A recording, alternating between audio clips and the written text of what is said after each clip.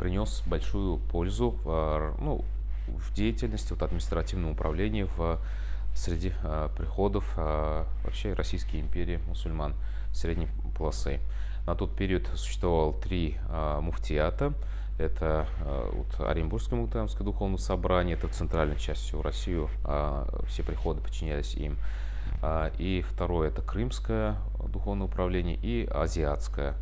Вот, как раз вот центральной частью он работал заместителем муфти, то есть кады, решал, выносил шариатские вопросы и давал заключение.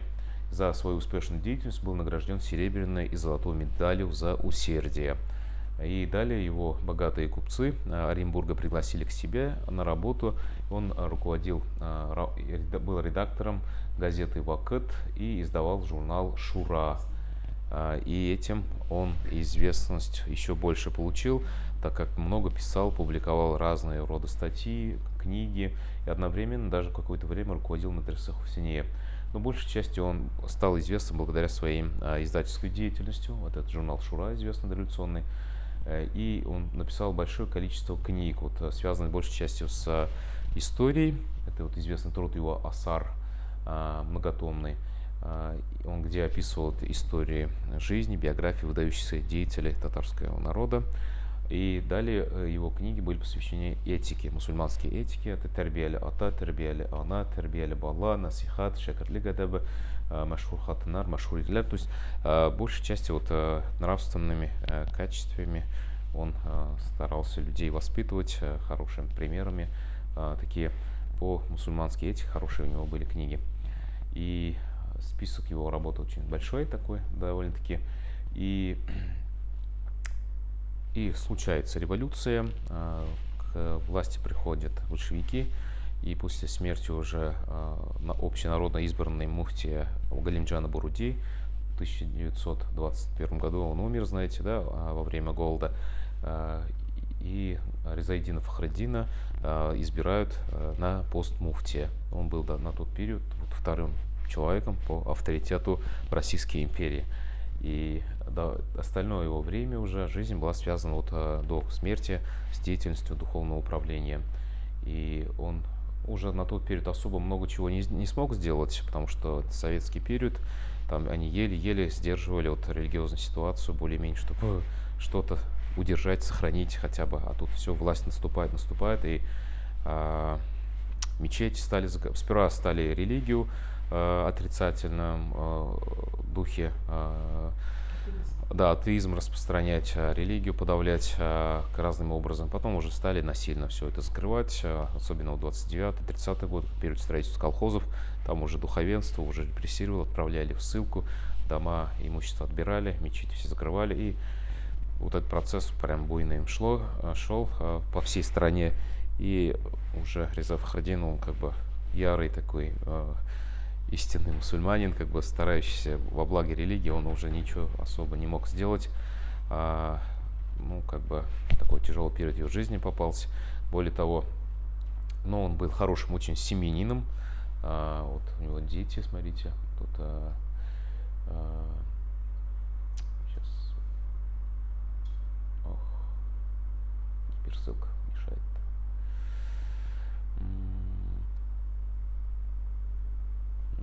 Смогу показать вам. Так. Нет, не может показывать. Так, он был очень хорошим семьянином, много было у него детей, с женой прекрасно жили. И вот в 1936 году он умер своей смертью, и после этого большевики уже всех руководителей или участников, всех сотрудников духовного управления мусульман задержали и репрессировали. Да, ему повезло, он умер своей смертью, похоронен в городе Уфе.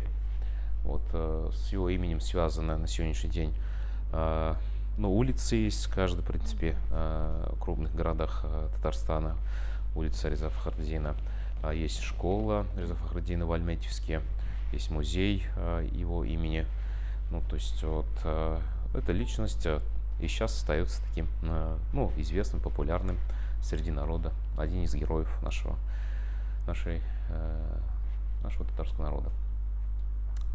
Переходим дальше. А, Переходим в область культуры.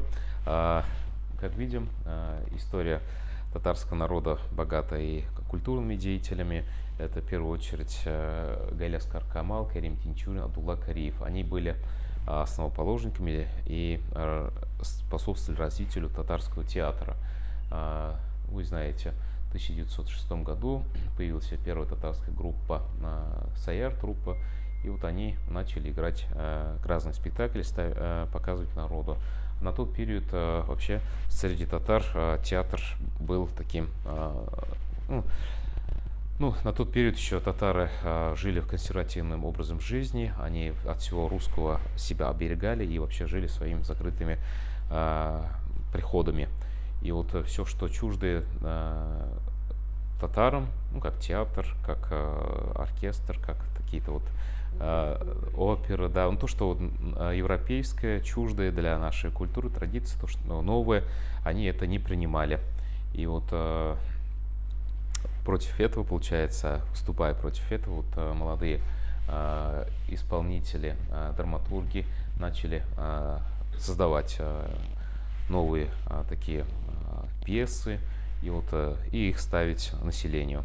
Естественно, они брали пример у русского театра, да, то есть ну, европейская культура нам приходит через русскую культуру. Вот они тоже использовали это. Один из таких первых драматургов был Галяскар Камал. Он родился в 1878 году, был, ну, в Казани, жил какое-то время в селе и учился в медресе Усмания, Халидия, и также после окончания, ну, начального медресе он поступил в среднее высшее медресе Мухаммадия. И в 1906 году уже он уже в пятом году начал участвовать в таких, ну, театральных постановках. Он очень сильно заинтересовался театром, стал ходить в русский театр, и у него прямо дар, такой драматургический дар, вот этот театральный, творческий дар очень сильно раскрылся, и он написал очень много пьес. Некоторые он перевел с русского языка, допустим, Мельера, и вот остальные уже татарские, вот Брынчи спектакли и другие вот Банкрот, такие вот очень популярны на тот период были спектаклями. И он дожил до 1933 года и вот таким как бы оставил хороший след в истории театра, вошел в историю татар, и его именем назван центральный такой академический театр в Казани, в центре, и, ну, где ставятся очень такие классные спектакли, и его тоже в том числе спектакли продолжаются ставить. Так, еще одного героя мы отметим. Абдулла Кариев, он тоже считается одним из основоположников татарского театра. Более того, он организовал профессиональную театральную труппу и руководил им. Биография его тоже такая же, как похожа на Галяскар Камала.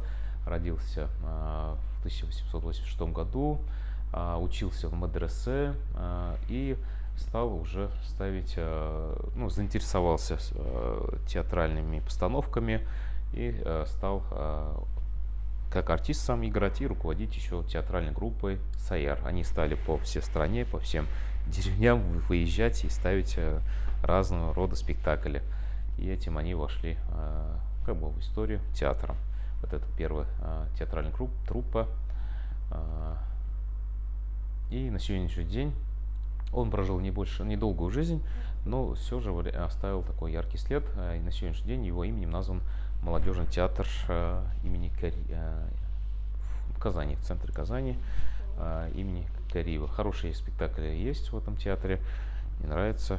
Есть вот для примера можно посмотреть Сыначи Бабай, хороший, Кязюль Щитек, Юсуф. Вот они такие более такие религиозные, хорошие спектакли. А, Следующий представитель нашей культуры — это Карим Тинчурин. Он был известным драматургом, родился в 1887 году. Мама Махмуде апа, папа Али агай. И вот он тоже учился в медресе, сперва сельском, потом уже Мухаммадии. Ну, вот эта Мухаммадия, она так и много подготовила такой татарской интеллигенции. Много писателей, много драматургов вышло как раз из Мухаммадии. Ну, его и по праву считают татарским университетом дореволюционного периода. Вот здесь он как раз сидит, молодой Тинчурин. И вот стал он участвовать после окончания медресе, или до окончания медресе стал участвовать в театральных постановках, работал в труппе «Саяр». И после смерти Кариева он как раз возглавил этот театр. И он довольно-таки жил долгую жизнь. И даже в 1922 году был организован уже государственный театр, то есть этот театр, который вот был народным театром, стал уже государственным, то есть им выделили здание государственное, начал платить жалования. Все понимали, что через культуру можно очень хорошо влиять на народное сознание. И поэтому большевики на это внимание большое уделяли, и начали уже потом ставить антирелигиозные спектакли. Но, тем не менее, на культуру она влияла, и был организован государственный театр, вот он его возглавил. И вот довольно-таки долгие годы он им управлял. Был некоторое время в Астрахани еще театр управлял. Вот это как раз с артистами он разными. Это вот его жена, получается, Захида. Мгм. Здесь тоже вот как раз сам тоже играл разные роли. Ревизора, допустим, у Гоголя и другие. Мгм. Ну, на сегодняшний день его именем связаны места некоторые, и сам театр. Отдельно есть театр, его названы. Да, первый театр, который вот официально был государственным. Вот его имя носит на сегодняшний день Карим Тинчурин. Тоже интересное место для посещения. Так, вот можно еще много рассказать про деятелей культуры. Ну, давайте перейдем к писателям. Самый известный татарский писатель и герой татарского народа — это Гаяз Исхаки. Он был из семьи потомственных мул. В 1878 году родился в деревне Яуширмя, современного Чистопольского района. И он был неординарной личностью, то есть ему было все интересно в этом мире, он все изучал, был таким очень энергичным, очень таким грамотным и таким еще харизматичным, необычным человеком. Вот он родился, получается, в семье сельские муллы Гилязиддина Хазрата, учился в мадресе у того же Ишана, этот Закир Ишана Камалова, но потом уже он отправился дальше в Казань, поступил в мадресе, Апанаевское мадресе, Кульбуи мадресе, и там он параллельно поступил еще в учительскую школу. И вот окончил ее хорошими отметками, и у него открылся дар писать произведения, и он стал участвовать, сперва маленькие статьи писать, газеты, и далее уже пьесы и произведения разные издавать. И вот очень много что он начал постепенно писать. И после окончания школы он некоторое время работал в мадресе Хусейния. Там он навел хорошие порядки, так активно работал. Но его такая харизматичность, лидерские такие навыки, естественно, не нравились руководству, может, кому-то. И он ушел оттуда. Он приехал в Казань. Его избрали, еще некоторое короткое время он был муллой, его избрали имамом в деревне своей, но он там не смог долго сидеть, еще он женился, и долго он не смог сидеть на этом посту. Он включился в общественную и политическую жизнь, участвовал в разных собраниях, связанных с развитием татарского народа, писал много книг, писал много статей в газетах, журналах. И его, естественно, за эту активную политическую деятельность стали задерживать. Он сидел короткое время в тюрьме Чистопольской. И далее он уже выехал за рубеж. нашел деньги, путешествовал. Самое интересное, он сидел в тюрьме будущим президентом Польши еще, Józefem Пилсудским. Вот, там с ним познакомился. И вот после выхода из тюрьмы он поехал сперва в Турцию, потом некоторое время был и в Европе. Ну, далее еще раз вернулся он в Россию. То есть у него такая жизнь бурная. Говорят, этот Горький его предупреждал о каких-то задержаниях. Да, он был близко знаком с Горьким, Вот переписывался, переживания, дружил, да. Вот, И тот ему, видимо, какую-то информацию сбрасывал. видимо, Вовремя. да, вовремя он успевал уезжать Да. за рубеж. И самое интересное, он был еще участником нового государства, которое хотели татары организовать, Идель-Урал-Штате. Он был министром иностранных дел. Как раз он сотрудничал многими иностранными этими министерствами, ведомствами, да, особенно будущим польским президентом.